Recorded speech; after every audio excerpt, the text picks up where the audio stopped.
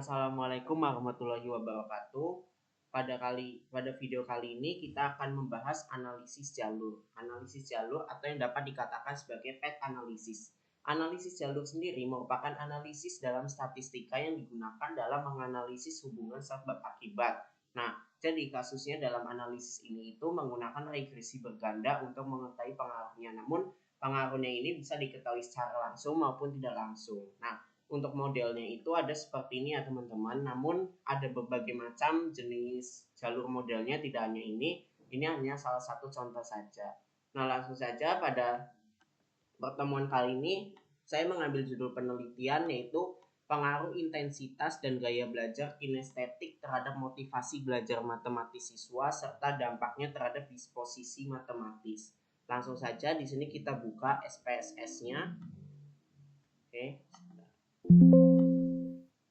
bentar kita buka SPSS-nya, kemudian kita pilih variable view. Nah, di sini dipastikan kita sudah memasukkan semua variabelnya, yaitu ada X1 sebagai intensitas, X2 gaya belajar kinestetik, Y motivasi belajar, dan Z sebagai disposisi matematis. Untuk measure-nya ada skala. Nah, semuanya kita masukkan ke dalam skala. Nah, di sini ada data penelitian yaitu X1, X2, Y, dan Z. Nah, di sini kita masukkan datanya ke dalam SPSS. Nah, di sini kebetulan ada 37 responden ya datanya. Nah, dalam analisis jalur ini kita melakukan 2 kali analisis regresi. Yang pertama untuk regresi berganda ya untuk menentukan jalur model 1. Yang kedua, kita menggunakan analisis ada variabel interveningnya. Nah, jadi untuk analisis regresi, analisis jalur ini itu ada 3 variabel, yaitu variabel dependent, independent, dan variabel intervening atau melalui ya. Nah, di sini kita lakukan analisis regresi. Yang pertama dulu kita klik analyze regression linear. Nah, untuk variabel Y-nya motivasi belajar kita masukkan ke kolom dependent. Untuk intensitas dan gaya belajar kinestetik karena merupakan variabel X kita masukkan ke independent. Nah, sementara untuk variabel Z-nya disposisi matematisnya kita biarkan terlebih dahulu. Nah, kita klik plots, kemudian kita pilih separate variabel Y dan receive variabel X, klik centang normal probability plot, kemudian continue. Lalu kita klik OK. Nah, di sini sudah muncul output dari regresinya. Nah, seperti ini ya. Nanti kita akan lebih fokus ke model summary sama tabel coefficient. Nah, ini untuk menentukan model analisis jalur model 1. Nah, lanjut di sini kita bisa melakukan regresi yang kedua untuk membuat jalur model 2. Kita pilih analyze regression, kemudian pilih linear. Nah, di sini untuk variabel Y-nya kita keluarkan dulu dari kolom dependent. Nah, untuk kolom dependentnya kita gantikan dengan variabel Z. Nah, kemudian untuk variabel motivasi belajarnya, variabel Y kita pindahkan ke kolom independen, lalu kita klik OK. Nah, seperti ini ya, maka akan muncul output regresi untuk jalur model kedua. Nah, sama di sini itu kita gunakan untuk interpretasinya yaitu model summary dan juga tabel coefficient. Nah, langsung saja di sini kita ke interpretasinya. Di sini saya sudah membuat interpretasi. Nah, di sini saya membuat 4 hipotesis. Hipotesis pertama, diduga variabel intensitas berpengaruh terhadap motivasi belajar matematis siswa. Hipotesis kedua, diduga variabel gaya belajar kinestetik berpengaruh terhadap motivasi belajar matematis siswa. Hipotesis ketiga, diduga variabel intensitas melalui motivasi belajar matematis berpengaruh terhadap disposisi. Hipotesis 4, diduga variabel gaya belajar kinestetik melalui motivasi belajar berpengaruh terhadap disposisi. Nah, jadi untuk variabel motivasi ini adalah variabel antara ya, atau dikatakan interveningnya. Nah, di sini langsung saja kita interpretasi outputnya. Yang pertama dari regresi jalur model 1. Nah, di sini kita fokus ke tabel coefficient ya. Di sini itu kita lihat tabel coefficientnya. Kita perhatikan yang pertama untuk nilai signifikansinya untuk variabel intensitas itu 0,004. Nah, artinya ini sudah kurang dari 0,05, maka dapat dikatakan bahwa variabel intensitas itu memiliki pengaruh terhadap variabel motivasi. Nah, maka hipotesis pertama diterima. Kemudian untuk yang kedua, gaya kinestetik ini memiliki nilai signifikansi 0,044, maka dapat disimpulkan bahwa variabel kinestetik gaya belajar kinestetik berpengaruh terhadap variabel motivasi belajar, maka hipotesis kedua diterima.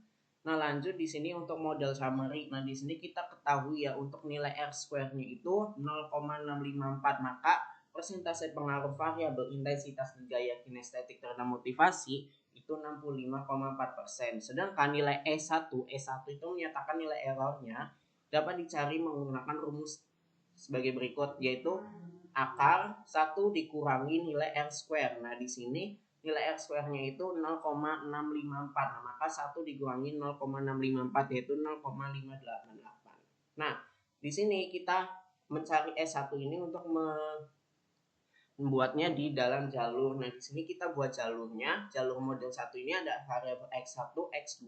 Nah, di sini kita perhatikan kedua variabel ini masih sama-sama berpengaruh secara langsung ya terhadap variabel G atau variabel motivasi belajar. Nah, seperti itu ya.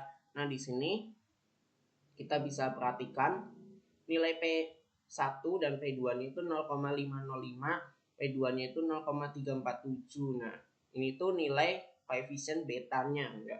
Nanti akan kita gunakan lagi untuk menentukan jalur kedua. Oke, lanjut di sini kita lanjut ke analisis regresi yang kedua, yaitu analisis jalur untuk jalur model 2. Nah, di sini kita perhatikan tabel koefisiennya. Nah, kita diketahui nilai signifikansi intensitas. Nah, ini kita lihat satu-satu. Intensitas ini 0,00. Nah, ini kan kurang dari 0,05, maka dapat disimpulkan variabel ini berpengaruh terhadap disposisi. Kemudian untuk gaya kinestetiknya atau gaya belajar kinestetik ini 0,520 ya. 0,520 ini maksudnya 0,520 ya teman-teman, karena di output SPSS-nya 0,520. Nah, 0,520 ini kan sudah melebihi dari 0,05, maka berkesimpulan bahwa variabel gaya kinestetik tidak memiliki pengaruh karena lebih dari 0,05. Nah, yang ketiga itu variabel motivasi belajar terhadap sebesar 0,00. Nah, ini kurang dari 0,05, maka berkesimpulan memiliki pengaruh terhadap disposisi. Nah, lanjut model summary. Nah, untuk model summary ini nilainya itu R square-nya kita perhatikan 0,871. Artinya pengaruh variabel intensitas, gaya kinestetik, dan motivasi belajar terhadap disposisi matematis itu nilainya 87,1%. Nah, sedangkan untuk errornya seperti biasa kita cari menggunakan rumus sama dengan akar buka kurung 1 dikurangi R square, yaitu 1 dikurangi 0,871 hasilnya 0,359. Nah, ini digunakan untuk membuat diagram jalur. Nah, setelah kita gabungkan dengan analisis jalur pertama dan jalur kedua, maka didapatkan sebuah diagram jalur seperti ini. Nah, ini kita lihat ya, untuk X1, X2 ini terhadap variabel G ini kan sudah kita buat nih di jalur model 1. Nah, ada tambahan yaitu variabel Z, nah yaitu disposisi matematis. Nah, kita lihat di sini X1 ke Y ini berpengaruh secara langsung, X2 ke Y berpengaruh secara langsung. Nah, namun untuk X1 ke disposisi ini juga memiliki pengaruh ya teman-teman, tapi pengaruhnya itu ada yang secara tidak langsung. Nah, di sini kita bisa lihat ya, motivasi ke disposisi ini pengaruh juga secara langsung. Nah, ini nilai P1-nya ini, P1 P2 ini kan sudah kita dapatkan tadi dari koefisien beta ya tabelnya. Nah, sekarang kita pengen lihat nih untuk P3, P4, P5 juga sama kita dapatkan tadi dari koefisien beta. Nah, contoh P3 ini kan 0,486. Nah, di sini kita ketemu nih intensitas ya, ini kan kita gunakan yang output jalur model 2. Kemudian gaya kinestetik 0,071. Nah, ini P4-nya, kemudian P5-nya 0,440440 yaitu motivasi belajar. Nah, untuk nilai errornya kita dapatkan tadi perhitungan yang E1 ya, yang sebelumnya, sama E2 0,359. Nah, maksudnya apa dari hasil jalur ini? Nah, dari jalur ini kita bisa menginterpretasi analisis jalur atau path analisis secara keseluruhan. Yang pertama ada pengaruh intensitas melalui motivasi belajar terhadap disposisi. Nah, kita lihat satu-satu nih. Intensitas melalui motivasi belajar terhadap disposisi.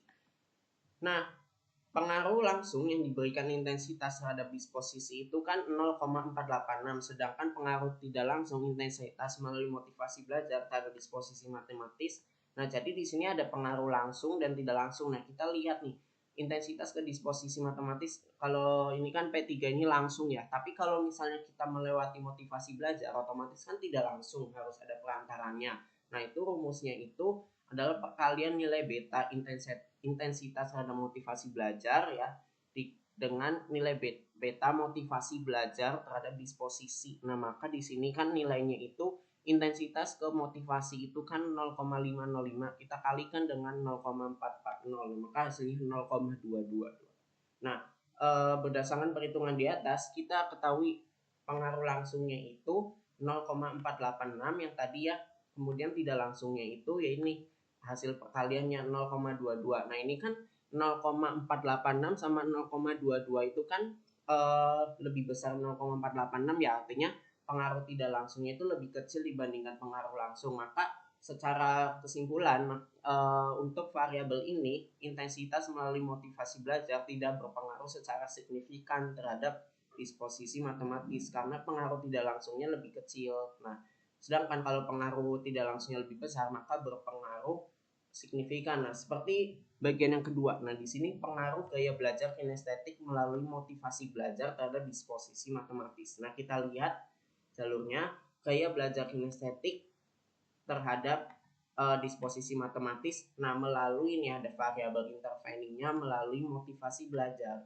Nah, di sini kita ketahui ya, kita lihat untuk nilai P4-nya itu 0,071 ya pengaruh langsungnya. Di sini kan ada dua nih, pengaruh langsung dan tidak langsung. Nah, di sini dari yang P4 ini langsung, sedangkan kalau lewatin motivasi belajar ini kan tidak langsung karena dia harus melewati motivasi belajar. Nah, tidak langsungnya itu sama rumusnya perkalian gaya antara nilai beta gaya belajar kinestetik terhadap motivasi belajar dengan nilai beta motivasi belajar terhadap disposisi matematis. Nah, kenapa sih semuanya dikalikan dengan motivasi belajar dengan disposisi matematis? Karena kan otomatis ini kalau dari gaya belajar mau ke disposisi kan dia melewati motivasi, ya kan? Melewati motivasi, nah otomatis melewati motivasi terhadap disposisi. Jadi semuanya itu dikalikan nilai beta motivasi terhadap disposisi. Nah, dikalikan 0,440 ya.